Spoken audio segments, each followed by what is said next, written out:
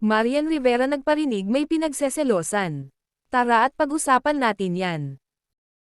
Pero bago ang lahat, kung di ka pa nakasubscribe sa ating channel ay huwag kalimutan mag-subscribe para lagi kang updated sa latest chika. Kaloka na ayaw pa ring tantanan ng mga basher si Marian Rivera dahil lang nagkita ulit ang mister niyang si Dingdong Dantes at ex nitong si Karil sa It's Showtime kamakailan. Ikano-connect nila ang ni-repost ni Marian na may quote na, "Don't FCK with me," sa reunion ng dalawa. Tingin daw ng mga ito ay hindi nito gusto di umano ang pagkikita ng mag-ex na parang malabo naman dahil sobrang tagal na mula nang maghiwalay ang mga iyon no. Naka-move on na ang lahat kaya dapat mag-move on na rin ang mga basher. Depensa nga ng mga follower niya ay nauna pa ang post niya sa guesting ni Dingdong at Karil kaya huwag na nilang lagyan ng mali siya pa ang near-repost ng nanay ni Zia at Sixto.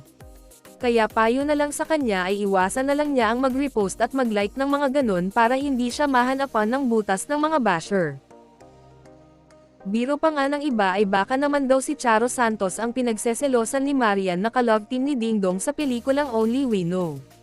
Kaloka talaga ang mga tao ngayon. At dyan na po nagtatapos guys, maraming salamat sa inyong panonood.